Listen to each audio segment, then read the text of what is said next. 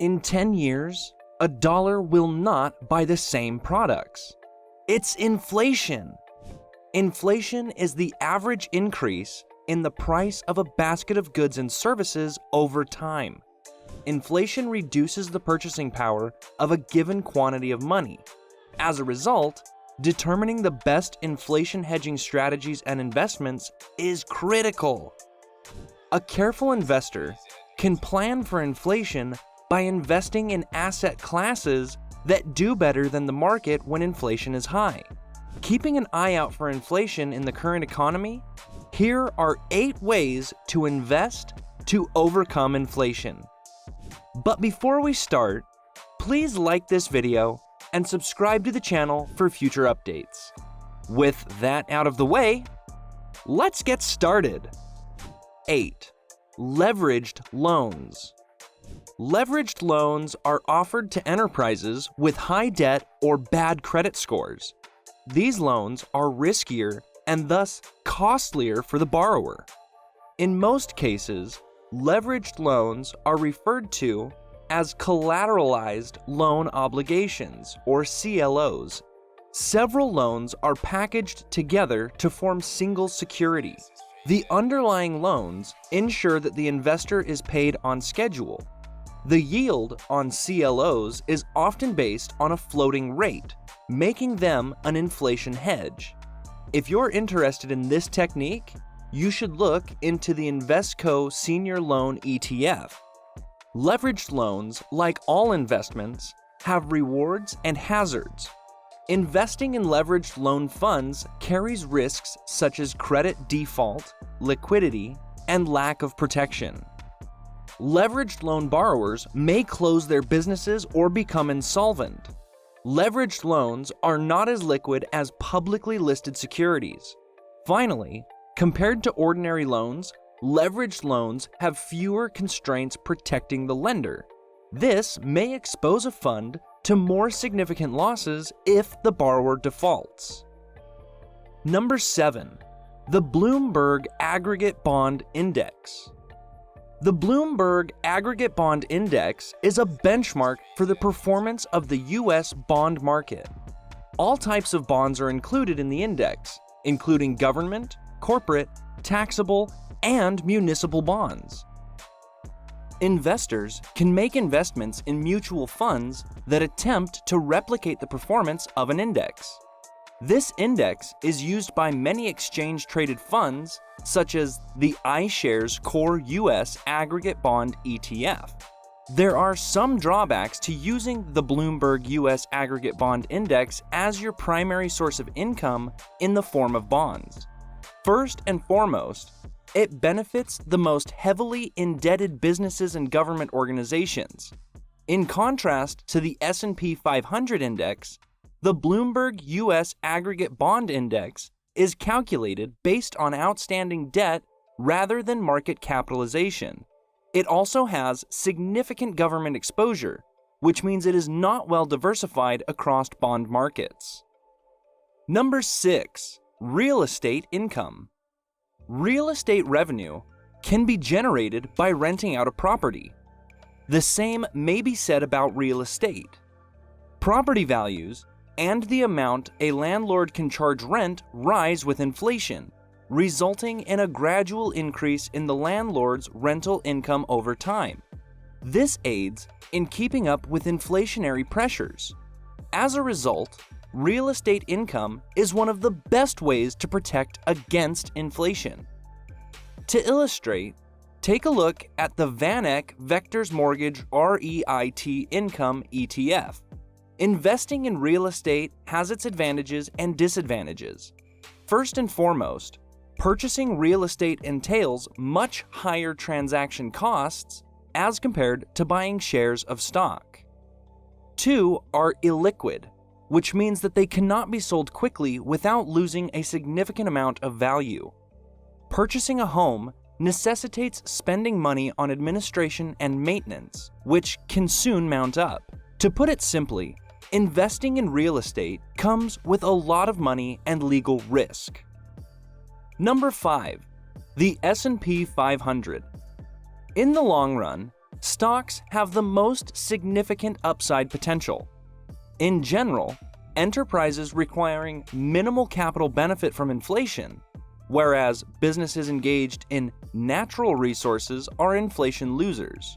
The S&P 500 currently has a high concentration of technology and communication service companies. They control 1/3 of the index, or 35%. Technology and communication services are low capital industries, so they should benefit from inflation. If you want to invest in the S&P 500, an index of the 500 largest US public companies, or if you prefer an ETF that tracks it for your watch list, look into the SPDR S&P 500 ETF. Investing in the S&P 500 index, like any other investment, has its drawbacks. The key disadvantage is that because the index assigns heavier weights to companies with higher market capitalization, stock prices for the most prominent companies have a considerably more significant impact on the index than stock prices for companies with lower market capitalization. Furthermore, the S&P 500 index excludes any small-cap companies which have historically produced higher returns. Number 4. Real Estate Investment Trusts, or REITs. Companies that own and operate income-producing real estate are Real Estate Investment Trusts, or REITs. When inflation rises, so do property values and rental revenue. An REIT is a real estate investment trust that pays dividends to its shareholders. Check out the Vanguard Real Estate ETF to get a lot of real estate exposure for a low price. However, REITs have several disadvantages, such as their vulnerability to the demand of other high-yield assets. Treasury assets become more appealing when interest rates climb. This may cause capital to flee REITs, lowering their stock values. Property taxes, which can account for up to 25% of total operating expenses, must also be paid by the REITs.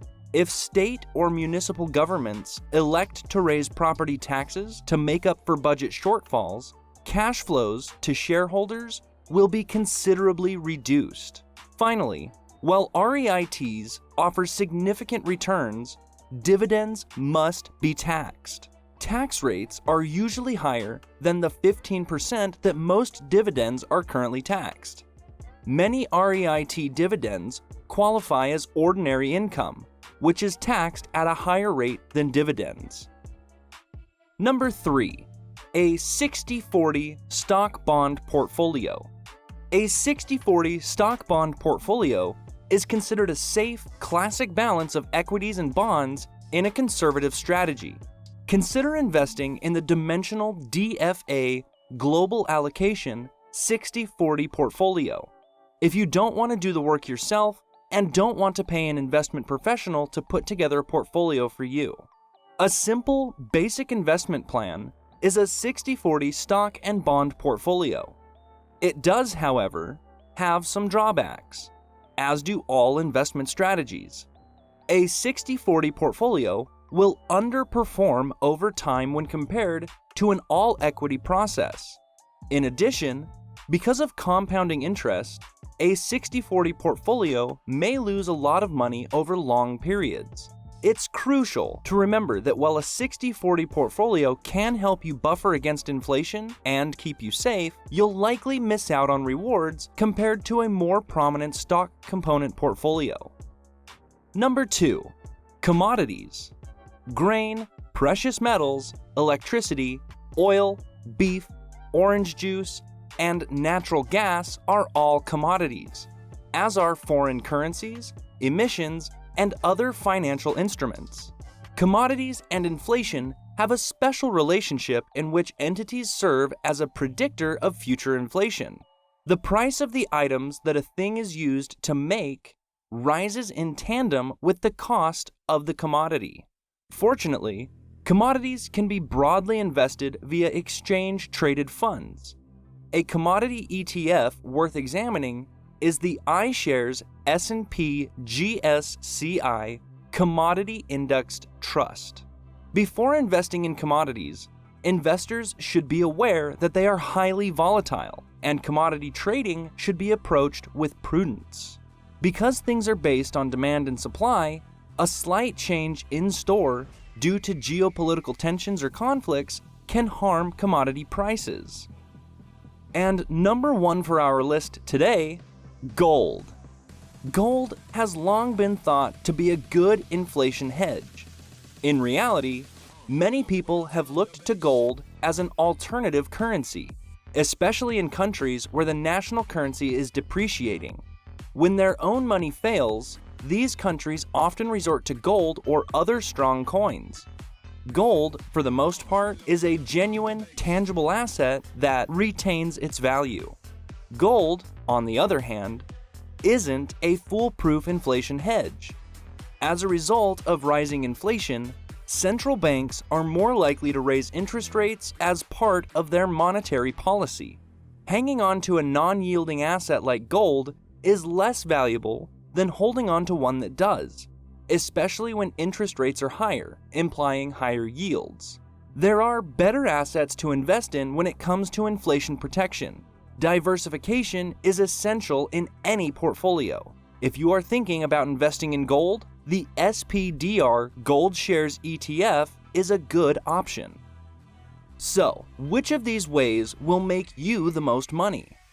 Let me know in the comments section below.